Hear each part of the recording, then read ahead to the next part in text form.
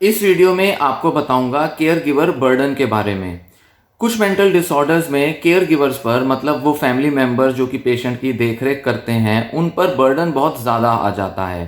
Care giver burden मतलब कि कई तरह के अपने लाइफ में चेंज लाने पड़ते हैं फैमिली मेंबर्स को, कई तरह के उनको एफर्ट्स लेने पड़ते हैं जिससे कि पेशेंट की देखरेख कर सकें। कुछ पेशेंट्स और कुछ मानसिक बीमारियां बहुत डिफ़िकल्ट होती हैं मैनेज करनी।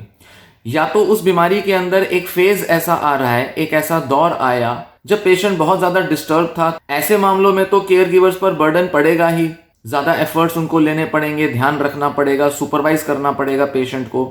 पर कई बीमारियों में लंबे समय तक भी केयर गिवर्स को काफी ध्यान देना पड़ता है और अपनी लाइफ में बहुत सारी एडजस्टमेंट्स बनानी पड़ती हैं। तो जब बहुत ज्यादा बर्डन फैमिली मेंबर्स पर आ जाए या जिन्हें केयर गिवर्स कहते हैं, जो कि केयर दे रहे हैं, केयर गिवर कहेंगे उसे, तो जब केयर गिवर्स को बहुत ज़्यादा एफर्ट लेना पड़े, बहुत ज़्यादा बोझ उन पर आ जाए, वो आराम से अपना जीवन नहीं बिता सकते, वो आराम से अपने सारे काम नहीं कर सकते। उनको हमेशा ध्यान रखना पड़ता है कि पेशेंट क्या कर रहा है, उसकी लाइफ में क्या हो रहा है, वो कहाँ जा रहा है, क्या सोच रहा है, क्या कर रहा है, उसने नींद ली या नहीं ली, खाना खाया नहीं खाया, आज उसका बिहेवियर कैसा था, आज उसके मन में क्या चल रहा था, आज उसने क्या रिस्क लिए, आज वो कितना ज़्यादा या कम उसने काम किया। ये सारी चीज़ों पर ध्यान देने में जब पेशेंट के फैमिली मेंबर्स पर बहुत बर्डन आता है, बहुत उनके ऊपर ये डिमांड उठती है कि उनको ध्यान देना ही पड़ेगा पेशेंट का, तो इसी को कहेंगे कि केयर गिवर्स पर बहुत ज़्यादा बर्डन आ रहा है। हर मानसिक बीमारी में ऐसा नहीं होता। Depression, anxiety, OCD, substance abuse, personality disorders, eating disorders, stress disorders, कई सारे ऐसे डिसऑर्डर्स होते हैं जिनमें पेशेंट्स बहुत बुरी कंडीशन में पहुंच जाते हैं। पर फिर भी फैमिली मेंबर्स अपने दिन भर के सारे काम कर सकते हैं, उन्हें बहुत ज़्यादा छोटी छोटी चीज़ के लिए पेशेंट के आसपास नहीं रहना पड़ता। कुछ पेशेंट्स को अगर छोड़ दिया जाए तो ज़्यादातर पेशेंट्स में कोई सुसाइडल रिस्क भी नहीं होता, जिसकी वजह से फैमिली मेंबर बड़े निश्चिंत रह सकते हैं। जैसे कहने में तो लगेगा कि अगर डिप्रेसिव एपिसोड आया है तो पेशेंट के इर्द गिर्द रहना पड़ेगा, पेशेंट का सारा टाइम मॉनिटरिंग करनी पड़ेगी, पर ऐसा ज़रूरी नहीं है, क्योंकि डिप्रेशन जो है वो माइल्ड, मॉडरेट, सीवियर कई लेवल पर पाया जाता है। कुछ पेशेंट्स में केवल माइल्ड डिप्रेशन होगा, ये लोग खुद ही अपना सारा गुजारा कर लेंगे, खुद ही अपना इलाज कर लेंगे। मॉडरेट लेवल डिप्रेशन के अंदर कुछ समय के लिए कुछ फैमिली मेंबर्स को ध्यान रखना पड़ सकता है और उनके सपोर्ट की ज़रूरत होती है। पर सपोर्ट का मतलब ये नहीं होता कि फैमिली मेंबर्स पर बहुत ज़्यादा बर्डन आ रहा है। थोड़ा बहुत सपोर्ट तो आसपास के लोग देते ही हैं, थोड़ा ध्यान तो देते ही हैं। अन्य लोगों को भी सपोर्ट देने में अच्छा लगता है क्योंकि उन्हें जिम्मेदारी महसूस होती है। पर जब जिम्मेदारी और सपोर्ट से परे एक फैमिली मेंबर पर बहुत बोझ आ जाए, बहुत ज़्यादा उनको एफर्ट्स लेने पड़े, पेशेंट को समझा नहीं पा रहे, पेशेंट के अंदर कोई भी ऐसे बड़े बड़े फ्लक्चुएशंस आ रहे हैं जिसकी वजह से उनको बार बार समझना पड़ता है, देखना पड़ता है कि अब क्या इसने किया, अब क्या नहीं किया। ऐसी प्रॉब्लम अक्सर स्किज़ोफ्रेनिया, स्किज़ोअफेक्टिव और बाइपोलर डिसऑर्डर्स में देखने में आती है। स्किज़ोफ्रेनिया के अंदर पेशेंट के अंदर डिल्यूजन्स हैं बहुत ज़्यादा, पेशेंट अपने डिल्यूजन्स के इम्पैक्ट में अपना या दूसरों का नुकसान कर सकता है या अपने एक्टिविटी लेवल्स बिल्कुल रिड्यूस कर सकता है। पेशेंट के अंदर नेगेटिव सिम्टम्स होते हैं जिसकी वजह से वो सोशलाइज करना बंद कर देता है, पेशेंट के अंदर मोटिवेशन चली जाती है, और ये साइकोटिक डिसऑर्डर्स में बहुत आम तौर पर पाए जाने वाले सिम्टम्स हैं। तो स्किज़ोफ्रेनिया एक ऐसी बीमारी है जिसमें कि केयर गिवर्स पर बहुत ज़्यादा बर्डन आ जाता है। बीमारी जब शुरू होती है और कई सालों तक, जब तक कि पेशेंट अपना देखरेख खुद नहीं कर लेता, नहीं सीख लेता इंडिपेंडेंट रहना, तब तक पेशेंट के जो केयर गिवर्स हैं उनको बड़ा सावधानी के साथ आगे बढ़ना पड़ता है। किस तरह के बदलाव उनको लाने पड़ सकते हैं? पहले तो उनको पेशेंट की बीमारी को समझना होता है कि पेशेंट को जो बीमारी है वो किस टाइप की है, उसका हम फ्यूचर किस तरह से एक्सपेक्ट करें, क्या उसका इलाज होगा, इलाज किस तरह से देना है, इलाज से कितनी सक्सेस की उम्मीद की जा सकती है। क्योंकि स्किज़ोफ्रेनिया ऐसी बीमारी है जिसमें ज़्यादातर पेशेंट्स के लिए ये बीमारी क्रोनिक हो जाती है, मतलब ज़िंदगी भर उनको इस बीमारी से जूझना पड़ता है। तो ऐसे में अगर पेशेंट ऐसा है जिसके लिए कि फैमिली मेंबर्स को हमेशा उसके इर्द गिर्द रहना पड़ेगा, तो पेशेंट के वजह से फैमिली मेंबर्स पर बर्डन ज़्यादा आएगा। तो पेशेंट दवा ले रहा है या नहीं, ये भी फैमिली मेंबर्स को ध्यान रखना पड़ेगा, क्योंकि स्किज़ोफ्रेनिया के ज़्यादातर पेशेंट्स दवाइयाँ नहीं लेना चाहते। उनको अपनी बीमारी में या अपनी कंडीशन में बिल्कुल भी इंसाइट नहीं होती, समझ नहीं होती। वो अक्सर ऐसा मानते हैं कि उनको कोई बीमारी नहीं है, वो बिल्कुल ठीक हैं, थोड़ा बहुत प्रॉब्लम हुआ था, वो अपने को मैनेज कर रहे हैं। वो कुछ ज़रूरत से ज़्यादा ही कॉन्फिडेंस दिखाते हैं, जैसे कि उनको ना तो कोई प्रॉब्लम है और अगर है भी तो वो उसे खुद ही ठीक कर लेंगे। तो ऐसे में वो दवाइयाँ लेना पसंद नहीं करते, और क्योंकि वो दवाइयाँ नहीं ले रहे तो कभी ना कभी तो वो डिस्टर्ब होंगे, या तो उनकी नींदें उड़ जाएंगी, या फिर वो बहुत ज़्यादा एग्रेसिव हो जाएंगे, बहुत ज़्यादा एक्टिव हो जाएंगे, परेशान हो जाएंगे, रोएंगे, एंग्जाइटी से पीड़ित हो जाएंगे, या डिप्रेशन होगा। तो ऐसे में फैमिली मेंबर्स तो ये देख पा रहे हैं, डॉक्टर्स भी देख पा रहे हैं कि पेशेंट को दवा की ज़रूरत है, पर पेशेंट खुद नहीं ले पा रहा। तो ऐसे में फैमिली मेंबर्स को काफ़ी जद्दोजहद करनी पड़ती है कि किसी तरह से पेशेंट जो है वो दवाइयाँ ले, अपना इलाज लेता रहे। फिर इसके अलावा थोड़ा साइकोलॉजिकल ट्रीटमेंट करना पड़ सकता है, पेशेंट को कन्विंस करना कि डॉक्टर के पास जाए, डॉक्टर के साथ बात करे, अपनी साइकोलॉजिकल प्रॉब्लम्स को शेयर करे। पेशेंट को लगता ही नहीं उसके साथ कुछ प्रॉब्लम है तो वो शेयर भी क्या करे, तो ऐसे में पेशेंट काफ़ी रेजिस्टेंट रहता है। फिर इसी के साथ पेशेंट के जो डे टू डे लाइफ के डिसीजंस हैं, जिसमें उसको जॉब क्या करनी है, पढ़ाई क्या करनी है, शादी को लेकर बहुत बड़ा बर्डन रहता है, इसको लेकर पेशेंट भी दुखी रहता है, और पेशेंट को क्या करना है क्या नहीं, उसके लिए क्या सही है क्या नहीं, इसके लिए घर वाले भी चिंतित रहते हैं। फिर पेशेंट की अपनी पर्सनल हाइजीन और सेल्फ केयर को लेकर स्ट्रेस रहता है, मतलब पेशेंट अपनी देख रेख कर रहा है कि नहीं, खाना पीना समय से ले रहा है कि नहीं, नहा रहा है कि नहीं, क्योंकि स्किज़ोफ्रेनिया के कई पेशेंट्स कई कई हफ्तों महीनों तक नहीं नहाते। अगर उनको कहा ना जाए, उनको बोला ना जाए तो शायद वो कभी नहाए ना, और उनके अंदर बदबू आने लगेगी, भद्दे से लगेंगे। उनको इस चीज़ की रियलाइजेशन नहीं होती, क्योंकि वो हर ऐसी चीज़ के साथ एडजस्ट करने की कोशिशें करते हैं। फिर उसके बाद उनकी नींद की समस्याएं रहती हैं, या तो पेशेंट बहुत ज़्यादा सो रहा है या बिल्कुल नहीं सो रहा। साथ ही पेशेंट की जो एक्सपेक्टेशंस हैं खुद के साथ, वो बहुत अनरियलिस्टिक हो सकती हैं। उसको लगता है कि मुझे कोई ऐसा जॉब करना है जिसके लायक उसके अंदर स्किल्स ही नहीं है। या शादी को लेकर बहुत से पेशेंट जिद लगा लेते हैं, 25-27 साल के हुए नहीं कि उनके अंदर शादी करने की अर्ज आने लगती है कि शादी कराओ, जिद करेंगे, घर वालों से लड़ेंगे, ज़बरदस्ती उनके पीछे पड़ेंगे कि मैट्रिमोनियल ऐप पे जाकर मेरा प्रोफाइल बनाओ, मेरी शादी कराओ। और क्योंकि ज़्यादातर स्किज़ोफ्रेनिया पेशेंट्स की मैरिजेस सक्सेसफुल नहीं होती, इस वजह से कई बार पेरेंट्स को, फैमिली मेंबर्स को ज़बरदस्ती शादी करा देनी पड़ती है, और अल्टीमेटली उसका रिजल्ट डिवोर्स में आता है। तो ये फिर उसके बाद एक फर्दर केयर गिवर बर्डन बन जाता है, क्योंकि अब पेशेंट जो है वो डिवोर्सी हो चुका है। इसी के साथ बायपोलर डिसऑर्डर के भी कई स्ट्रेसेस होते हैं। बायपोलर डिसऑर्डर के अंदर एक तो एपिसोड्स डिफरेंट आते रहते हैं, कभी मेनिया आएगा, कभी डिप्रेशन आएगा। तो डिप्रेशन के एपिसोड के दौरान अलग चैलेंजेस हैं, मेनिक एपिसोड के दौरान अलग चेंजेस हैं। मेनिक एपिसोड में पेशेंट जो है वो खतरा दे सकता है, खुद को, दूसरों को, बहुत ज़्यादा पैसा खर्च कर सकता है, शराब ड्रग्स ले सकता है, घर से भाग सकता है। डिल्यूजनल होगा तो और ज़्यादा डिल्यूजन के इम्पैक्ट में वो कुछ एबनॉर्मल बिहेवियर करेगा, या तो ग्रैंडियोस डिल्यूजन्स होंगी, अपने को कुछ बड़ा ही पर्सनैलिटी समझेगा। तो ऐसे में बहुत सारा पैसा खर्च कर सकता है, किसी ऑर्गेनाइजेशन को ज्वाइन कर सकता है। तो वहीं परसिक्यूटरी डिल्यूजन्स की वजह से वो दूसरों पर बहुत शक करेगा, मारपीट कर सकता है, गुस्सा करेगा, चीखेगा, चिल्लाएगा, सुबह शाम शोर मचाएगा। वहीं डिप्रेसिव एपिसोड की वजह से वो पेशेंट जो है अपने सारे काम छोड़ देगा, अपने अंदर गिल्ट रख लेगा बहुत, क्योंकि मेनिक एपिसोड में उसने इतना पैसा खर्च कर दिया होगा, अब डिप्रेसिव एपिसोड के दौरान उसको गिल्ट आने लग जाएगा कि मैंने ऐसा सब क्यों कर दिया। तो ये सारे चीज़ों के दौरान फैमिली मेंबर्स को, पेशेंट को समझाना पड़ता है, उसकी देखरेख करनी पड़ती है कि वो अपने डिसीजन सही से ले, कुछ रिस्की डिसीजन ना ले, फाइनेंशियली खुद को सिक्योर करना पड़ता है, क्योंकि फैमिली मेंबर्स अगर फाइनेंशियल डिसीजन खुद नहीं लेंगे तो पेशेंट तो लुटा देगा सारा पैसा। फिर पेशेंट की सुसाइडल टेंडेंसीज हैं अगर, तो वहाँ एक अलग ही लेवल का बर्डन होता है। अगर पेशेंट ने कभी भी अगर सुसाइडल अटेम्प्ट किया होता है, या ज़रा सा भी रिस्क होता है कि वो घर से भाग सकता है, तो ऐसे मामलों में तो बिल्कुल पुलिस की तरह, जेलर की तरह उनको एक्ट करना पड़ता है, हमेशा अलर्ट रहना पड़ता है, पेशेंट कहाँ जा रहा है, क्या कर रहा है, क्या नहीं कर रहा है। तो ये दो मानसिक बीमारियां ऐसी हैं जिनमें कि फैमिली का स्ट्रेस बहुत ज़्यादा होता है। अब अगर तो इलाज अच्छे से हो जाए तब तो घर वालों का जो बर्डन है वो कम होगा, पर सिर्फ इलाज का अच्छा होना काफ़ी नहीं होता, क्योंकि कई बार बीमारी का नेचर ही ऐसा होता है कि अच्छे से अच्छा इलाज दिलाने के बावजूद भी पेशेंट की कंडीशन में बहुत सुधार नहीं आता।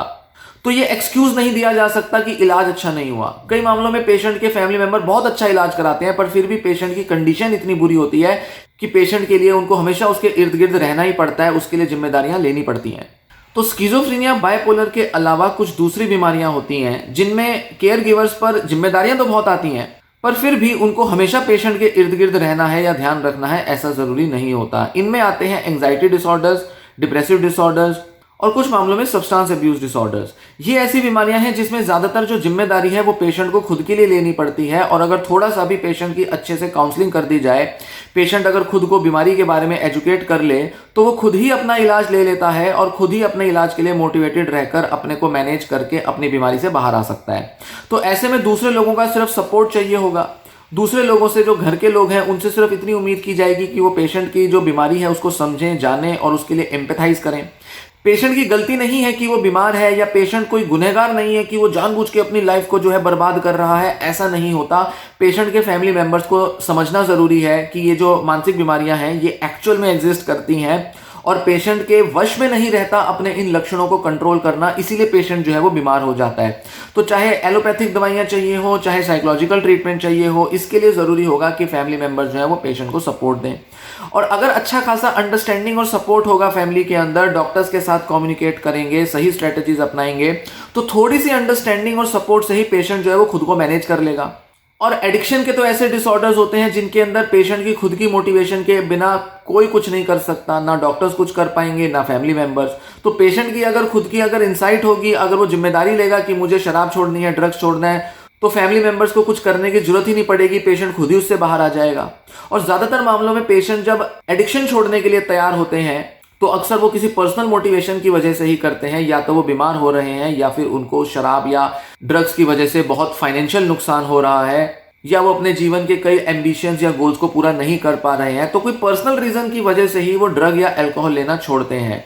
या कोई ऐसी इन्फ्लुएंस आ जाती है, किसी गुरु की या किसी लीडर की इन्फ्लुएंस आ जाएगी, या कुछ बड़ा पैसा कमाने की चाह आ जाएगी, तो ऐसे में उन्हें लगेगा कि मुझे शराब छोड़ देनी चाहिए। कोई दोस्त ऐसे मिल जाएंगे, या कोई ऐसी लाइफ पार्टनर मिल जाएगी या मिल जाएगा जिसकी इन्फ्लुएंस की वजह से उनको मोटिवेशन आएगी कि अब मुझे छोड़ देना चाहिए। तो लाइफ के अलग अलग पड़ावों पर वो अपने आप मोटिवेटेड हो सकते हैं और अपने को खुद ठीक करने के लिए प्रयास ले सकते हैं। हालांकि इससे फाइनेंशियल बर्डन तो जरूर आता है फैमिली पर फिर भी जब बात आती है केयर गिवर बर्डन की, तो केयर गिवर्स को बहुत ज़्यादा एफर्ट्स लेने की ज़रूरत ज़्यादातर मामलों में नहीं होती। कुछ ही मामलों में फैमिली मेंबर्स को ज़्यादा एफर्ट की ज़रूरत पड़ती है, पर अक्सर पेशेंट खुद ही बाहर निकलता है। हाँ, ये ज़रूर मैं यहाँ पर कहना चाहूँगा कि जो भी ऐसी बीमारियाँ हैं जिनकी मैं बात कर रहा हूँ, जिसमें पेशेंट खुद मैनेज कर सकता है, ज़रूरी नहीं कि सारे पेशेंट के साथ ऐसा होता हो, क्योंकि हर बीमारी के अंदर माइल्ड, मॉडरेट, सीवियर लेवल्स होते हैं। कुछ पेशेंट्स के अंदर सीवियर लेवल की बीमारी होगी, तो कुछ पेशेंट्स के अंदर माइल्ड लेवल की बीमारी होगी। स्किज़ोफ्रेनिया और बाइपोलर के मामले में माइल्ड, मॉडरेट, सीवियर हर तरह का लेवल जो होता है वो एक अलार्मिंग होता है, मतलब केयर गिवर्स के ऊपर बर्डन तो आएगा। पर डिप्रेशन, एंजाइटी, सब्सटेंस अब्यूज, इनमें ज्यादातर मामलों में केयर गिवर्स पर बर्डन नहीं आता, क्योंकि थोड़े से ही पेशेंट होते हैं जो सीवियर कंडीशन में होते हैं। तो हम कह सकते हैं कि पेशेंट के अंदर आने वाली डिसेबिलिटी अपनी बीमारी की वजह से वो कुछ ही लोगों में देखने में मिलती है जब बात न्यूरोटिक डिसऑर्डर्स की आती है, मतलब जिसमें डिप्रेशन, एंजाइटी और सब्सटेंस अब्यूज की प्रॉब्लम होगी। पर लेवल ऑफ डिसेबिलिटी जो है वो स्किज़ोफ्रेनिया, बाइपोलर से ज्यादा आती है, जिसकी वजह से फैमिली मेंबर्स को ज्यादा सुपरविजन की जरूरत पड़ती है। वहां पर माइल्ड केसेस में और मॉडरेट केसेस में भी फैमिली मेंबर्स को काफी सारी एडजस्टमेंट्स बनानी पड़ सकती हैं, पर डिप्रेशन, एंजाइटी के मामले में थोड़ी बहुत एडजस्टमेंट्स के साथ ही ज्यादातर पेशेंट्स मैनेज हो जाते हैं। तो ये एक फर्क है जो कि देखा जाता है। अब इसी के साथ कुछ बीमारियां हैं जिनमें ना के बराबर फैमिली मेंबर्स को इन्वॉल्व होने की जरूरत है। पेशेंट खुद ही उनको हैंडल करता है, खुद ही उससे बाहर निकलने के रास्ते तैयार करता है। इनमें आते हैं एडीएचडी। बचपन से अगर एडीएचडी है तो बचपन में तो पेरेंट्स के लिए बड़ी सरदर्दी होगी, पर जैसे जैसे पेशेंट बड़ा हो जाएगा, एडल्ट हो जाएगा, और घर वाले जो है उसकी बीमारी के साथ एडजस्ट कर चुके होंगे, और ज्यादातर मामलों में हाइपर एक्टिविटी वाले बिहेवियर कम भी हो जाते हैं, तो ऐसे में फैमिली मेंबर्स को बहुत ज्यादा बर्डन नहीं आएगा, बहुत ज्यादा एडजस्टमेंट्स बनाने की जरूरत नहीं होगी। हालांकि एडीएचडी के साथ जो एक बड़ी समस्या आती है वो ये कि पेशेंट जो है वो अपने लाइफ में सक्सेसफुल नहीं हो पाता और किसी काम में ज्यादा टिक नहीं पाता। तो उसकी जॉब नहीं लग रही, वो अपने कोर्स पूरे नहीं कर पा रहा, उसको 11th-12th में ही फेलियर का सामना करना पड़ रहा है, बड़ी मुश्किल से ट्यूशनें लगवाकर उसको पास कराया जा रहा है। इस लेवल तक तो पेशेंट के फैमिली मेंबर्स पर बहुत बर्डन रहता है।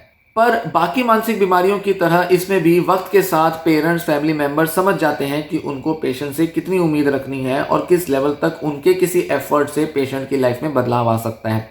फैमिली मेंबर्स चाहे कितना भी प्रयास लें, अगर बीमारी का नेचर थोड़ा सीवियर है या कुछ ऐसा है जिसको कि फैमिली मेंबर्स कंट्रोल नहीं कर सकते, बदल नहीं सकते, तो धीरे धीरे फैमिली मेंबर्स को ये बात समझनी पड़ती है, एक्सेप्ट करनी पड़ती है कि अब उनके प्रयासों का कोई खास फायदा नहीं होगा। इसलिए उनको बहुत ही मिनिमल, बहुत ही थोड़ी सी इंटरवेंशन या थोड़ा सा ही प्रयास लेकर पेशेंट की मदद करनी होती है। तो उस केस में एडीएचडी का पेशेंट भले ही लाइफ में सक्सेसफुल ना हो, भले ही लाइफ में बहुत ज़्यादा तरक्की ना ले या बहुत अपनी लाइफ को सुख समृद्धि से ना भरे, बहुत ज़्यादा पैसा ना कमाए या बहुत स्टेबल जॉब ना भी रहे, पर फिर भी वो अपना देख रेख किसी तरह से कर लेता है और उसकी लाइफ में बहुत ज़्यादा इफेक्ट नहीं पड़ते कि जिसके लिए पेरेंट्स को, फैमिली मेंबर्स को हर समय उसके साथ लगे रहना पड़े। हाँ, प्रॉब्लम तब आती है जब एडीएचडी के साथ कुछ कोमॉर्बिड मेंटल हेल्थ कंडीशंस हैं। इनफैक्ट ये जितने भी डिसऑर्डर्स हैं, जब भी इनमें कोमॉर्बिडिटी होती है, मतलब एक से ज़्यादा बीमारियां आती हैं, तब केयर गिवर्स का बर्डन बढ़ जाता है।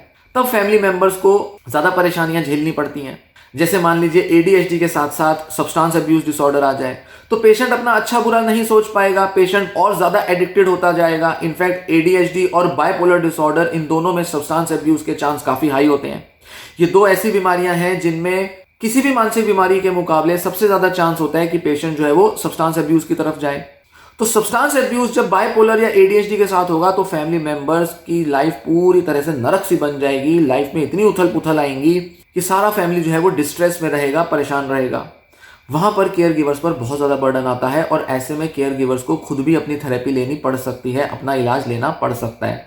साथ ही एक और मानसिक बीमारी है जो कि बहुत कॉमन है, जिसे ओसीडी कहा जाता है, ऑब्सेसिव कंपल्सिव डिसऑर्डर। उसके मामले में भी देखा जाता है कि बहुत ही थोड़ा सा बर्डन केयर गिवर्स पर आता है। ओसीडी का पेशेंट अपने सिम्टम से खुद ही जूझता है, खुद ही उसके साथ स्ट्रगल करता है।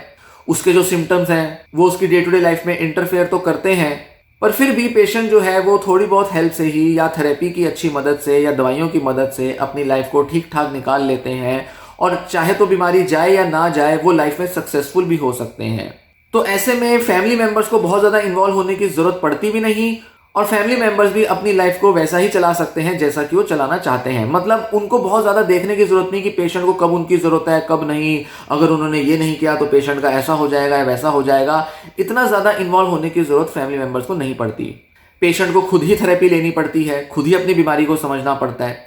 हाँ, जैसे कि डिप्रेशन एंजाइटी के मामले में बताया, यहाँ पर भी पेशेंट्स के फैमिली मेंबर्स को अंडरस्टैंडिंग की ज़रूरत होती है। मतलब उनको समझना पड़ेगा पेशेंट को क्या बीमारी है, वो उसकी खुद की गलती नहीं है, वो बीमारी है जिसकी वजह से वो अपने बिहेवियर या थॉट्स को कंट्रोल नहीं कर पाता या नहीं कर पाती।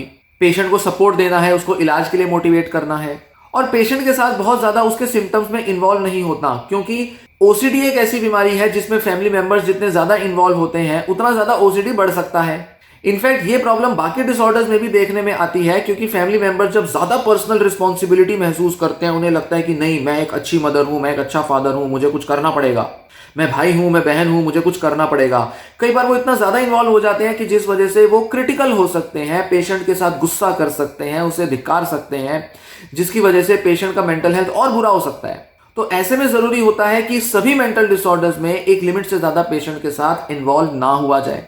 पेशेंट के फैमिली मेंबर्स को ध्यान रखना पड़ता है कि किन बिहेवियर्स और किन सिम्टम्स के लिए उनको इन्वॉल्व होना है और किन सिम्टम्स या बिहेवियर्स के लिए उनको दूर रहना है।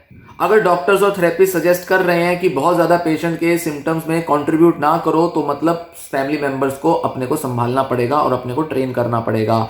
तो अब एक इम्पॉर्टेंट पॉइंट आता है कि फैमिली मेंबर्स को अपने को एजुकेट करना और अपने को नए तरह से ट्रेन करना ज़रूरी है पेशेंट की बीमारी के साथ डील करने के लिए।